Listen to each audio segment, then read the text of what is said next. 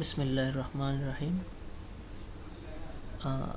আজকের পর্বে Renaissance computer সেন্টারের পক্ষ থেকে আমি লোকমান স্বাগত জানাই আপনাদেরকে।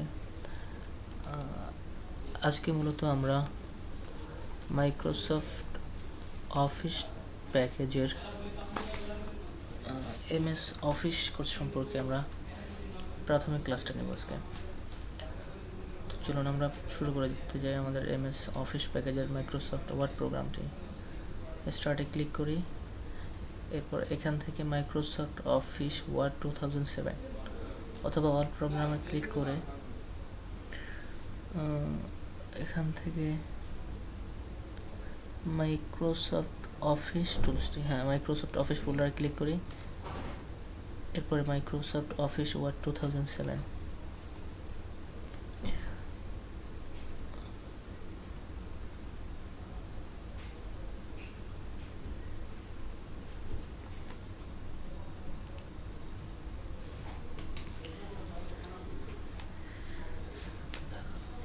যদিও এটাই আমাদের প্রথম টিউটোরিয়াল, আমাকে একটু বলে নেওয়া দরকার যে মাইক্রোসফট অফিস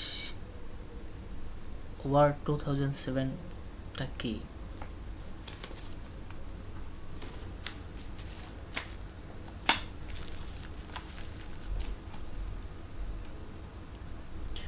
মাউস পয়েন্টারটা একটু ডিস্টার্ব করতেছে।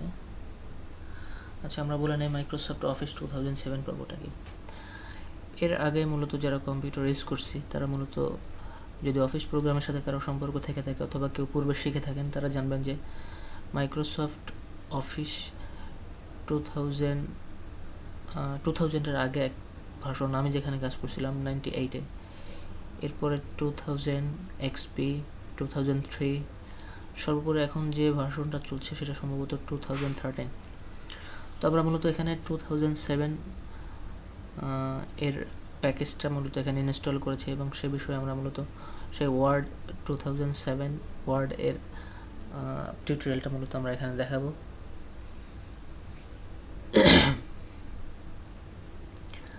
তো প্রথমে আমি মাইক্রোসফট ওয়ার্ড 2007 এর ইন্টারফেসটা নিয়ে সামান্য আলোচনা করছি। এখানে মূলত একটা বার দেখছি আমরা, এটাকে অফিস বাটন বলা হয়। এছাড়া এখানে দেখছেন home tab, insert tab, page layout tab, preference, mailing, review, view, add ইনস।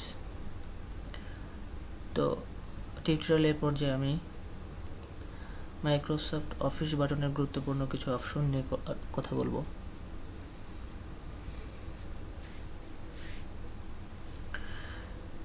অফিস বাটনে ক্লিক করলে আমরা প্রথমে যে টুলটা পাই নিউ।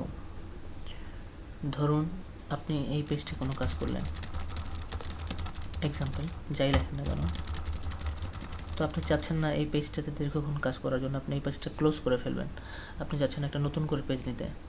তো সেক্ষেত্রে আমরা মূলত এই পেজটার নিচে আমরা একটা নতুন কন্ট্রোল এন্টার দিয়ে একটা নতুন করে পৃষ্ঠা নিতে পারি, অথবা আমরা একটা নতুন ডকুমেন্ট খুলতে পারি। মূলত কীভাবে একটি ডকুমেন্ট খোলা হয় আমরা মূলত সেটাই দেখাতে যাচ্ছি।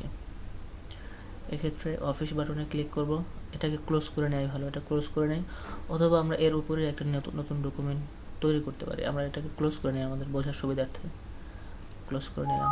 তো এখানে আমাদেরকে বলতে চাইছে যে মূলত এটা তুমি সেভ করবা কিনা, আমার অপ্রয়োজনীয়, তাই আমরা সেভ করব না বলে নো এ ক্লিক করলাম। অফিস বাটনে ক্লিক, নিউ এ ক্লিক।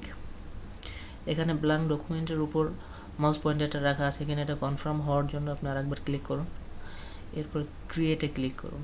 ব্যাস, আপনার একটা নতুন ওয়ার্ড ডকুমেন্ট চলে আসে। এখানে আপনি নতুন করে আবার লিখতে পারেন, যা ইচ্ছে তাই করতে পারেন।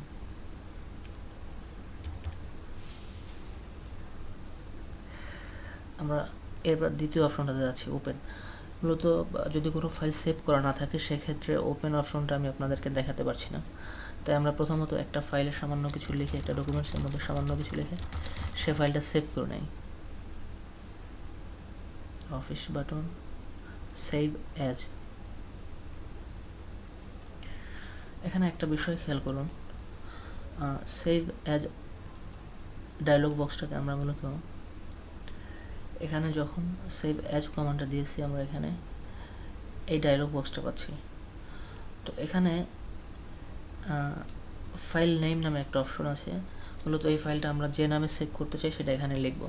তো যখন আপনারা ফাইলটা সেভ করবেন তখন একটু খেয়াল রাখবেন যে উপরে সেভ অ্যাজের এখানে মূলত যেই ডকুমেন্টটাকে, যেই ডকুমেন্ট ডিরেক্টরিটাকে এখানে দেয়া আছে, মূলত আমার ফাইলটা সেভ হবে সেখানে।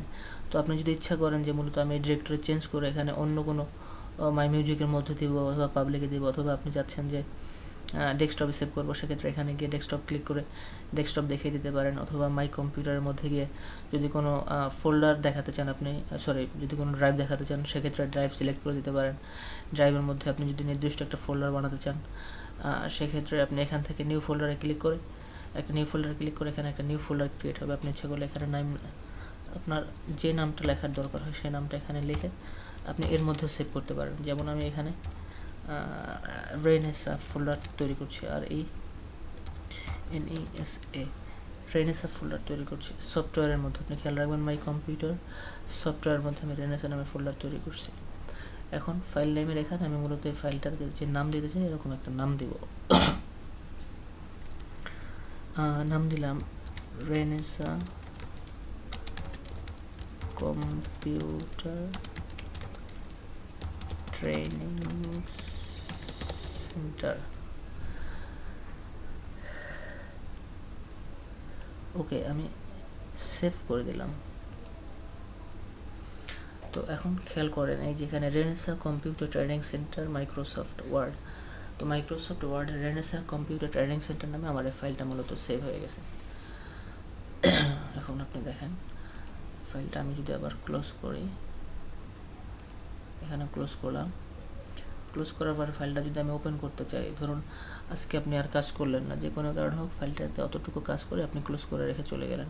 আগামীকালকে যখন আপনি আবার চলে আসবেন, যদি আপনার এই ফাইলটায় কাজ করার দরকার হয় সেক্ষেত্রে আপনি ওপেনে ক্লিক করলেন।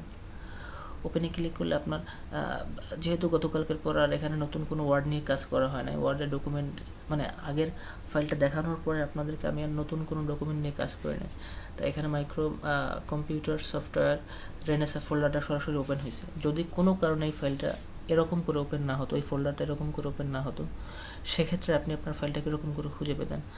এক্সাম্পল, আপনার এখানে ওপেন হলো ডেস্কটপ দিয়ে ওপেন হয়েছে, তখন আপনি ঠিক মাই কম্পিউটারে ক্লিক করতে পারেন, অথবা এখান থেকে যেতে পারেন, এখান থেকে এসে সরাসরি মাই কম্পিউটারে চলে গেলেন, এরপরে আপনার সফটওয়্যার চলে গেলেন, সফটওয়্যার ডাবল ক্লিক করলেন। এবার দেখেন আপনি এখানে রেনেসা কোথায়, আপনি আরে ক্লিক করেন, মাউস পয়েন্টারটা এখানে যে কোনো একটা ফোল্ডারের উপর রেখে আপনি আরে ক্লিক করুন। এই যে আরে রেনেসার মধ্যে চলে আসছি আমরা, রেনেসার উপর ডাবল ক্লিক করলাম, রেনেসা কম্পিউটার ট্রেনিং সেন্টার নামে আমার ফাইলটা দেখতে পাচ্ছি। এখানে আমি ওপেনে ক্লিক করলাম, আমার ফাইলটা ওপেন হয়ে গেল। এভাবে মূলত একটা ফাইল সেভ করে আমরা পরবর্তীতে সেই ফাইলটা আবার ওপেন করতে পারি।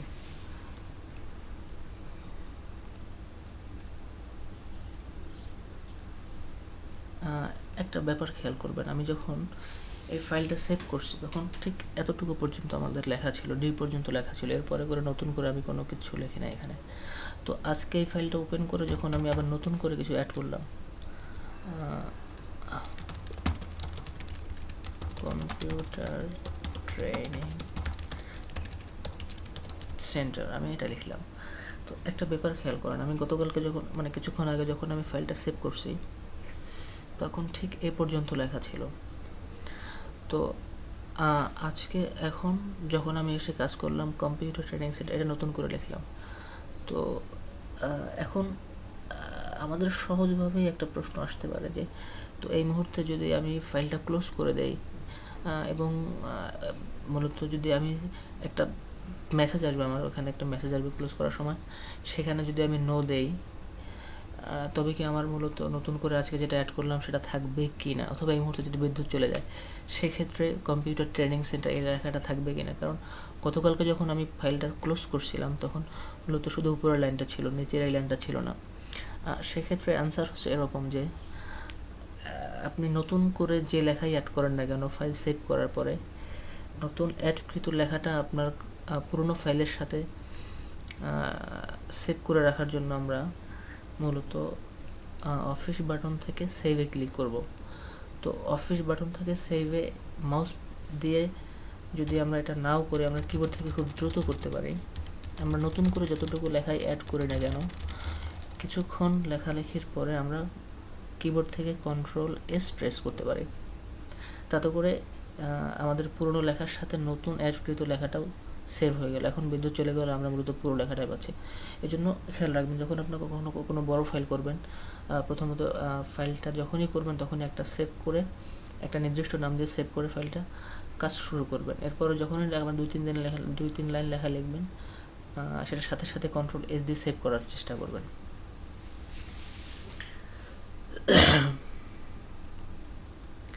এখন আর একটা বিষয় আপনাদেরকে বলি, এখানে আপনি রেনেসা কম্পিউটার ট্রেনিং সেন্টার নামে যে ফাইলটা সেভ করছেন, এটার মধ্যে আপনি আপনার ব্যক্তিগত কোনো তথ্য লিখতে পারেন, যেটা আপনি সবার সাথে ইচ্ছে করলে শেয়ার করতে পারেন না, বা চাচ্ছেন না যে সবার সাথে সেটা শেয়ার হোক।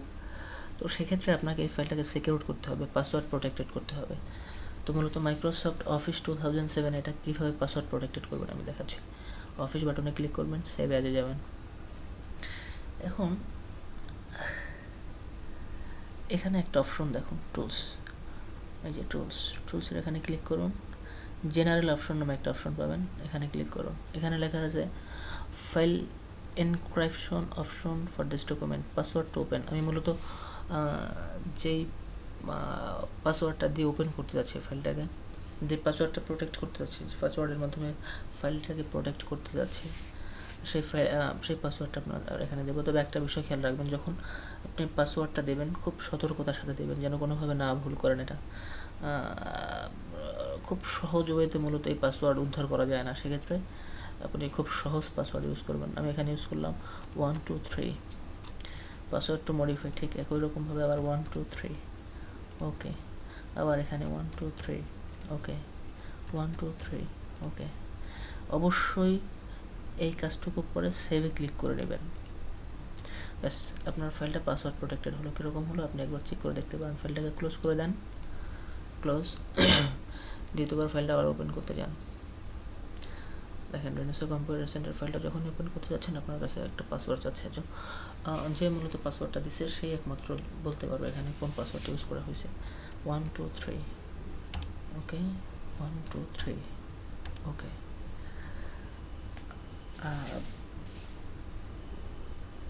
এই পর্যায়ে আমরা মূলত শিখলাম কীভাবে একটা ফাইলকে পাসওয়ার্ড প্রোটেক্টেড করা হয়।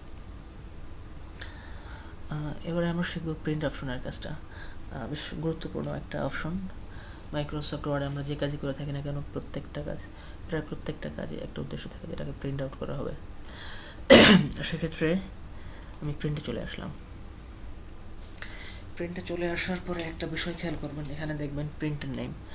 তো আপনি আপনার কম্পিউটারে, আপনার অফিসে আপনি ইচ্ছা করলে 2-3টা প্রিন্টার ইউজ করতে পারেন। আপনার কোনো কাজে আপনার ফটো প্রিন্ট করতে হয়, আপনি একটা ফটো প্রিন্টার রাখতে পারেন। আপনার অফিসে অবশ্যই, যেহেতু অফিস, একটা লেজার প্রিন্ট মাস্ট থাকবেই সেখানে। এছাড়াও আপনার প্রিন্টারে যেন কখনো সমস্যা না করে, আপনার কাজে যেন ব্যাঘাত না ঘটে, এই জন্য আপনি এক্সট্রা একটা প্রিন্টার রাখলেন। তো সেক্ষেত্রে সাধারণত একটা অফিসে 2-3-4টা প্রিন্টার থাকে। তো মূলত একটা প্রিন্টার, 4-5টা প্রিন্টার থাকলে আমাদের সাধারণত প্রত্যেকটা প্রিন্টারই আমার কম্পিউটারে ইনস্টল করা থাকে, যাতে করে আমি খুব সহজেই কোনো সমস্যা হলে অন্য একটা প্রিন্টার ইউজ করতে পারি। তো এই ক্ষেত্রে একটা বিষয় খেয়াল করবেন, আমরা যদিও উইন্ডোজ অপারেটিং সিস্টেমের ব্যাপারে ক্লাসটা এখনও নেই নাই। তো মূলত যখন আমরা উইন্ডোজ অপারেটিং সিস্টেম এর উপর ক্লাস নেব তখন আমরা দেখাবো কীভাবে প্রিন্টার ইনস্টল করতে হয়। তো এ পর্বে শুধুমাত্র দেখে রাখুন যে আমরা মূলত যখন প্রিন্টারটা ইনস্টল করব, যতগুলো প্রিন্টার আমি ইনস্টল করি না কেন, প্রিন্টারের নেইমের এখানে সাদা অপশনটা এখানে ক্লিক করে অথবা ড্রপডাউন মেনুর এখানে যদি আমি ক্লিক করি, একটা ড্রপডাউন মেনু বের হবে। এখন আপনার কম্পিউটারে ইউজকৃত যতগুলো প্রিন্টার ইনস্টল করা আছে প্রত্যেকটা প্রিন্টার এখানে দেখাবে। তো এক্ষেত্রে আমার এখানে ইপসন T13 T20E সিরিজের প্রিন্টারটা মূলত দেখাচ্ছে, HP LaserJet P1005 এটা দেখাচ্ছে। তো এখান থেকে আপনি যে প্রিন্টটা দিয়ে এই মুহূর্তে প্রিন্ট করতে যাচ্ছেন সেটা সিলেক্ট করে দিন। এরপরে পেজ রেঞ্জ, এখানে একটা বিষয় খেয়াল করবেন, এখানে 3টা option, all, current page, pages.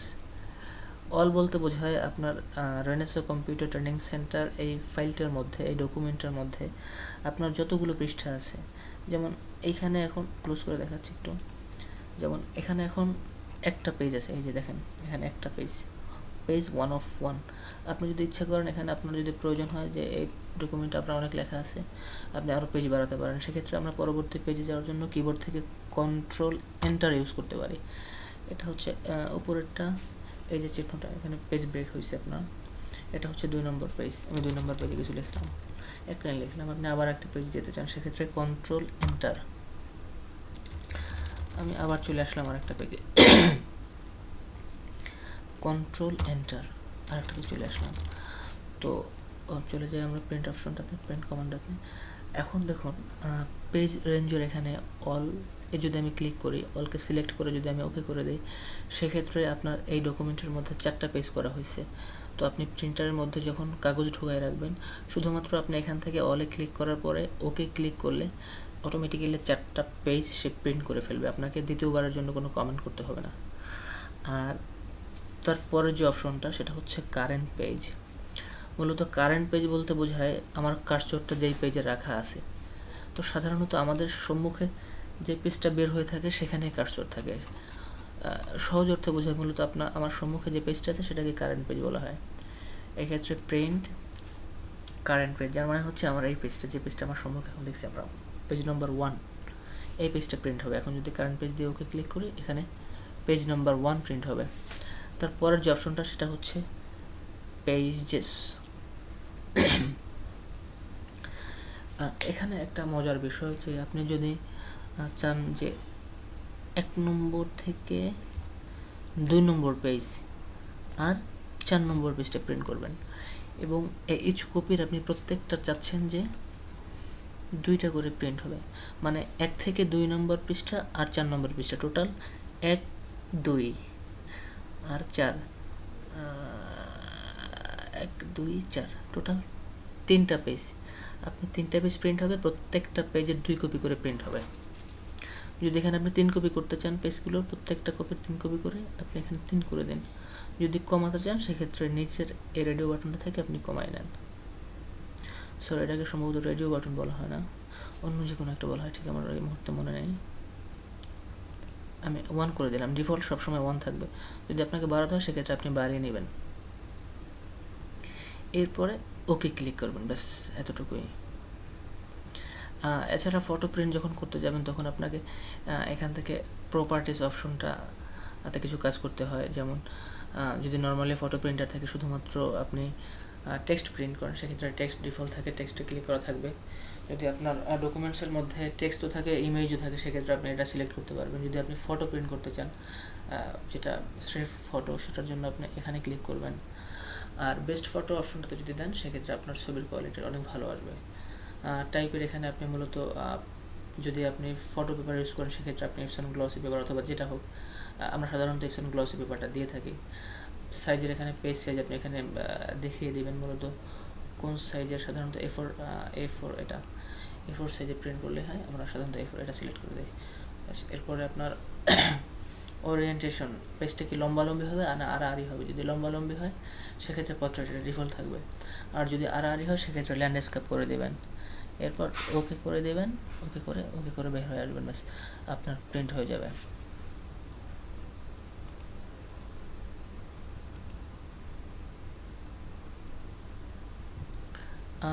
আমাদের এই টিউটোরিয়ালে মূলত অফিস বাটনের এই কাজগুলোই দেখব আমরা। এরপর চলে যাই আমাদের অফিস ট্যাবের মধ্যে, হোম ট্যাবের মধ্যে।